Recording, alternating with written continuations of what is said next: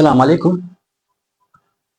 आज के लेक्चर में हम इंसानी मैदे की इंटरनल और एक्सटर्नल स्ट्रक्चर के बारे में बहस करेंगे और कल इंशाल्लाह मैदे की जो फंक्शन है और मैकेनिज्म ऑफ फूड डाइजेशन है इसके बारे में बहस करेंगे। इंसानी मैदा अंग्रेजी हर्फ जे की शक्ल का एक मस्कुलर ऑर्गन है और ये इंसानी बॉडी में एब्डोमेन के ऊपर वाले हिस्से में बाएं जानिब वाक़या होता है। इंसानी मैदे को 4 हिस्सों में तकसीम किया गया है, यानी इंसानी मैदे के 4 हिस्से होते हैं। इसमें से पहले हिस्से का नाम जो है वो कार्डियक, दूसरा फंडस, तीसरा बॉडी और चौथा पाइलोरस कहलाता है। इन अंदरूनी हिस्सों के बाद फिर मैदे की एक दीवार होती है, एक वॉल होती है और ये दीवार जो है ये भी 4 तहों पर मुश्तमिल होता है, यानी लेयर ऑफ स्टमक वॉल। तो मैदे की दीवार की तहें तो ये भी 4 हैं। पहला तह जो है इसको सिरोसा कहते हैं, दूसरे तह को मस्कुलरिस एक्सटर्ना कहते हैं और मस्कुलर एक्सटर्ना चूंकि ये तह मसल पर मुश्तमिल होता है, इसकी फिर सब लेयर हैं और इसमें से पहला लेयर लॉन्गिट्यूडनल लेयर कहलाता है और दूसरा सर्कुलर लेयर, तीसरा ऑब्लिक लेयर कहलाता है और तीसरी तह जो है वो सब म्यूकोसा है और चौथा तह जो है वो म्यूकोसा कहलाता है। म्यूकोसा सबसे अंदर वाली तह है और ये तह जो है मुख्तलिफ किस्म के सेल पर ये तह मुश्तमिल होता है और हर सेल का जो होता है फंक्शन भी मुख्तलिफ होता है, यानी हर सेल मुख्तलिफ किस्म की जो हार्मोन है, एंजाइम है या दूसरी किस्म की रतूबतें हैं वो खारिज करता है। इसके नाम कुछ इस तरह है, यानी cell of stomach, mucous cell, parietal cell, ECL cell, chief cells, D cells और जी सेल्स। तो सबसे पहले हम मैदे के हिस्सों की तरफ आते हैं, थोड़ा सा इसकी तफसील बयान करते हैं, यानी रीजन ऑफ स्टमक। सबसे पहले इसका कार्डियक वाला हिस्सा है। इस शक्ल में एक जो 2 नंबर से एक नाली को ज़ाहिर किया गया है, ये नाली है। इस नाली को एसोफेगस कहते हैं, 2 नंबर से यहाँ पर एसोफेगस लिखा है। ये इसको खुराक की नाली कहते हैं। ये मसल पर मुश्तमिल होता है और खुराक इस नाली के जरिए मैदे में दाखिल होती है। तो इस नाली के जरिए मैदे के जिस हिस्से में खुराक दाखिल होती है इस हिस्से को कार्डियक कहते हैं।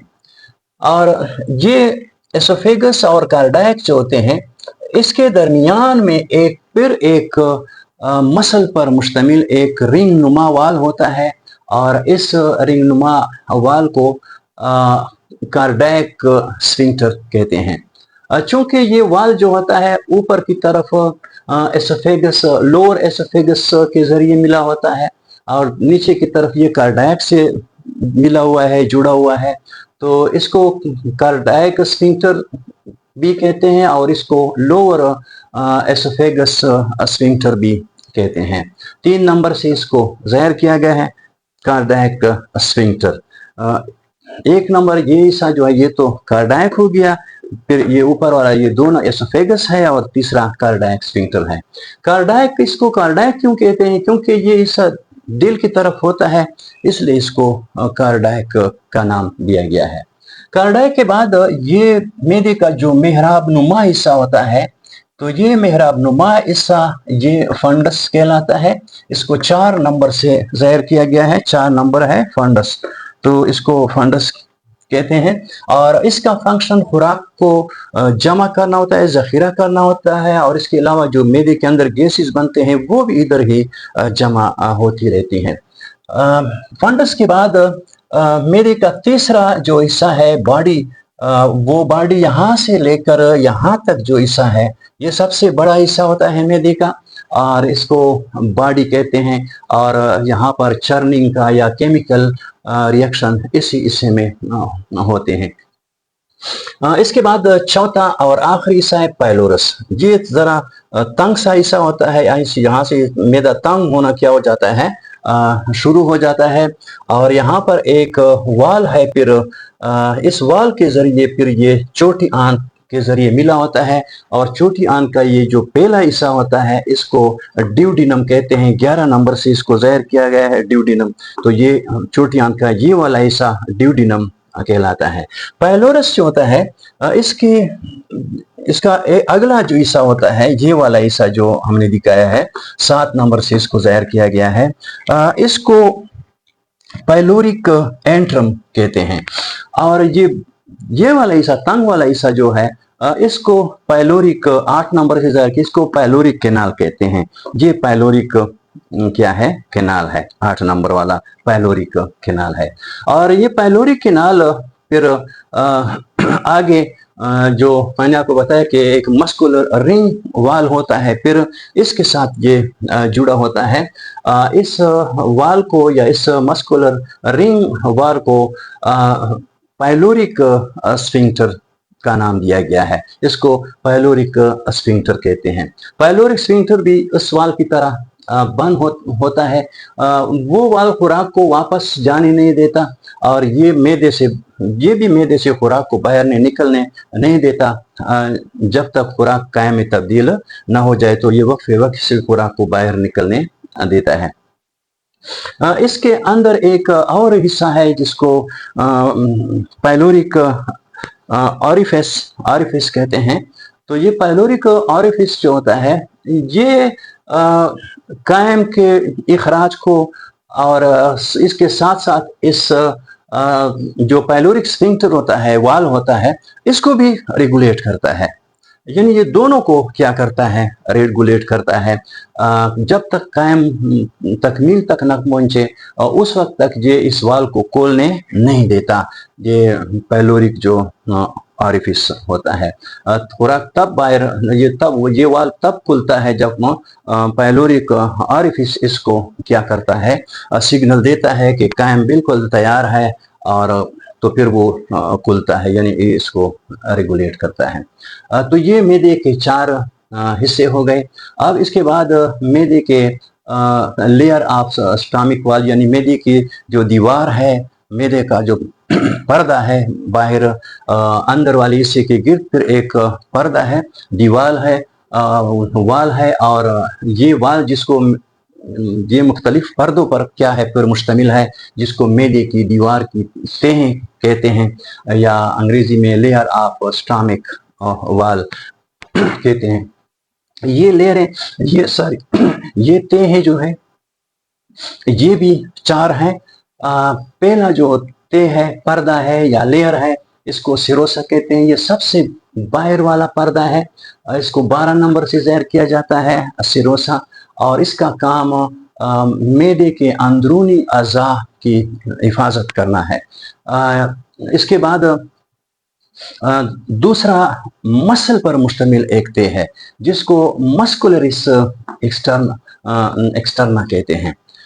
ये मसल पर मुश्तमिल पर्दा है, और ये लेयर है या ये पर्दा या ये फिर सब लेयर में इसको तकसीम किया गया है। ये लेयर 3 किस्म के हैं। इसमें एक लेयर ऐसा है जिसको लॉन्गिट्यूडनल लेयर कहते हैं, कि इसके मसल जो होते हैं वो अमूदी होते हैं, क्योंकि ये लंबाई है मैदे की तो अमूदी, इसलिए इसको लॉन्गिट्यूडनल 14 नंबर से इसको ज़ाहिर किया गया है। ये 14 नंबर है, 13 नंबर लॉन्गिट्यूडनल लेयर इसको कहते हैं। ये असल क्या होते हैं, लंबाई के रुख इस तरह होते हैं। इसके बाद दूसरी जो लेयर है मसल पर मुश्तमिल, इसको सर्कुलर लेयर कहते हैं या इसको सर्कुलर मसल भी वो कहते हैं। तो ये मसल दायरे की शक्ल में होते हैं, ये देखें दायरे की शक्ल, ये मैदे के इर्द गिर्द इस तरह दायरे की शक्ल में ये मसल होते हैं। लॉन्गिट्यूडनल जो मसल हैं, इसका फंक्शन ये है कि खुराक जब मैदे में आ जाती है यहाँ कार्डियक में, या तो ये वो नीचे की तरफ हो, ये मूवमेंट करते हैं पेरिस्टालिसिस की मदद से, वो खुराक को नीचे की तरफ धकेलते हैं मैदे में।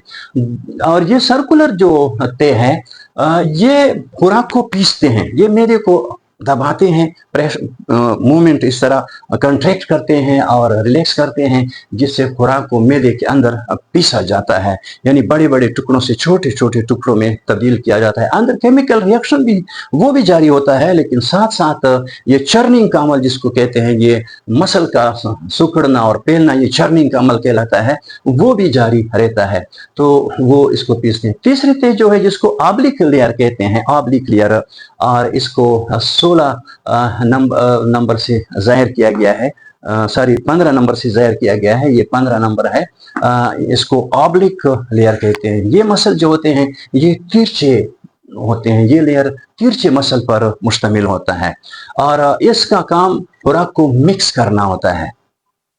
यानी खुराक, ये बिल्कुल इसकी मिसाल इस तरह है कि जब हम चीनी पानी में हल करते हैं और फिर इसमें तेजी से हल करने के लिए इसमें चमक घुमाते हैं, तो ये भी बिल्कुल इसी तरह हम क्या करते हैं, मिक्स करते हैं खुराक को और इसको कायम में क्या करते हैं, तब्दील करते हैं। तो ये तीनों मसल जो होते हैं, इसकी जो साख्त है वो किसी की मसल क्या है, लंबाई के रुख है, किसी की सर्कुलर है और किसी के तिरछे हैं, और हर एक का अलग अलग क्या है वो फंक्शन है खुराक की डाइजेशन में, यानी ये सारे तीनों चर्निंग में हिस्सा लेते हैं। इसके बाद खुराक की जो तीसरी तय है सब म्यूकोसा, सब म्यूकोसा ये नीले रंग से दिखाया गया है, 16 नंबर है, और सब म्यूकोसा है ये ब्लड वेसल्स, कनेक्टिव टिश्यूज और इसके अलावा न्यूरॉन पर ये तय मुश्तमिल होती है। फिर आखिरी तय है नंबर 4 म्यूकोसा, जिसको कहते हैं म्यूकोसा, ये सबसे अहम परत है, और ये परत जो है ये मुख्तलिफ किस्म के सेल्स पर मुश्तमिल होता है, एक किस्म की सेल इसमें नहीं होते। ये सबसे अंदर वाली, मैदे के अंदर की जानिब सबसे अंदर वाली तय है, और इस मुख्तलिफ किस्म के सेल पर मुश्तमिल होती है, और हर सेल का जो फंक्शन होता है वो मुख्तलिफ होता है। इन सेल के नाम है यानी सेल ऑफ स्टमक, यानी सेल ऑफ म्यूकोसा भी हम इसको कह सकते हैं। सेल ऑफ स्टमक जो है ये खास सेल जो है, यहाँ पर यही सेल फिर फंक्शन क्या करते हैं डाइजेशन में, यही सेल अहम काम सर अंजाम देते हैं। इसको mucosa cell, parietal cells, ECL cells, chief cells, D cells और G सेल इसको कहते हैं। अब ये जो लेयर ऑफ स्टमक वाल है, यानी मैदे की जो दीवार की जो तय है, अगर यहाँ पर इस तय का एक हम छोटा यानी क्रॉस सेक्शन ले लें, क्रॉस सेक्शन, छोटा सा क्रॉस सेक्शन अगर हम ले लें यहाँ पर से, और इसको फिर क्या करें, इसको जूम करें, इसको बड़ा करें, तो ये मैदे की जो दीवार है, ये पूरे मैदे की एक दीवार को यहाँ पर दिखाया गया है। ये पूरा मैदे का दीवार है, और मैदे की दीवार मैंने आपसे कहा कि ये 4 बड़े परतों पर क्या है मुश्तमिल है। तो इसमें जो अंदर वाली परत है इसको ऊपर किया गया है, और जो नीचे वाली परत है या ऊपर वाली जो परतें हैं इसको हमने नीचे लिखा है। तो सबसे बाहर वाली परत यहाँ पर तो नीचे आ रहा है, जो क्या था, सेरोसा था, ये सबसे बाहर वाली परत है सेरोसा। इसके बाद है मसल पर मुश्तमिल जो तय है जिसको मस्कुलरिस एक्सटर्ना कहते हैं, और ये फिर सब लेयर में तकसीम है। लॉन्गिट्यूडनल लेयर है, ये लॉन्गिट्यूडनल लेयर है जो कि क्या होते हैं, लंबाई के रुख ये मसल होते हैं, और फिर सर्कुलर हैं, ये काले रंग से जो दिखाए हैं ये सर्कुलर लेयर है, और ये ऑब्लिक लेयर है जो जिसके मसल तिरछे होते हैं। तो इसके बाद है सब म्यूकोसा, ये टुकड़ा म्यूकोसा का है, और म्यूकोसा मुख्तलिफ किस्म की ब्लड वेसल न्यूरॉन और कनेक्टिव टिश्यू पर ये मुश्तमिल होता है। इसके बाद वाला ऐसा म्यूकोसा है, यहाँ पर मैंने कहा कि म्यूकोसा है ये काले रंग का, तो यहाँ पर ये तो बड़ा करके हमने दिखाया है। तो इसके सेल को, इसके अंदर जो सेल्स होते हैं, ये यहाँ पर जो हमने पढ़े कि 6 किस्म के यहाँ पर हमने सेल का जिक्र किया है, तो ये सेल्स पर मुश्तमिल। तो इसके 2 पार्ट्स हैं। ऊपर वाला गैस्ट्रिक पिट कहलाता है, ये सुर्ख रंग से जो दायरे दिखाए गए हैं ये सुराख हैं, गड़े हैं, ये इसकी सतह पर ये गड़े होते हैं, सुराख होते हैं म्यूकोसा के ऊपर वाले हिस्से पे। तो ये ऊपर वाला हिस्सा, और अंदर वाला हिस्सा जो होता है इसको गैस्ट्रिक ग्लैंड कहते हैं। ये गैस्ट्रिक ग्लैंड जो होते हैं मुख्तलिफ सेल पर ये गैस्ट्रिक ग्लैंड मुश्तमिल होता है। अब अगर हम इस गैस्ट्रिक ग्लैंड को फिर इसका क्रॉस सेक्शन ले लें और फिर इसको क्या करके बड़ा करके दिखाएं, तो यहाँ पर इसका फिर ये नीचे फिर इसको फिर बड़ा किया गया है। सिर्फ गैस्ट्रिक ग्लैंड के जो सेल जो हैं इसको बड़े करके दिखाए गए हैं। तो इसके जो सेल कुछ इस तरतीब से होते हैं। ये जो म्यूकस नेक्स्ट सेल होता है, सेल होते हैं जो सबसे ऊपर वाले यहाँ पर है यही सेल, ये म्यूकस खारिज करते हैं और बाइकार्बोनेट खारिज करते हैं।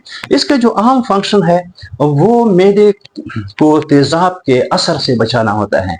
मैदे के अंदर जो तेजाब होता है इसकी जो पीएच होती है वो 0.5 से 3 तक हो सकती है, और ये ताकतवर तरीन एक किस्म का एसिड होता है, और ये मैदे के दीवारों को क्या करता है, नुकसान पहुंचाता है।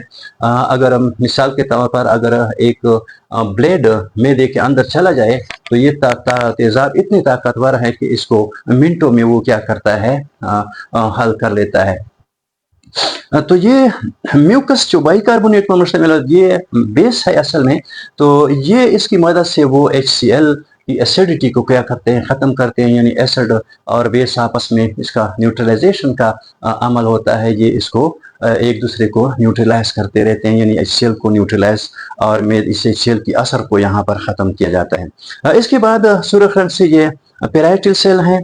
ये 2 किस्म की रतूबतों को गैस्ट्रिक एसिड या गैस्ट्रिक जूस जिसको हम कहते हैं ये खारिज करते हैं, और इंट्रिंसिक फैक्टर।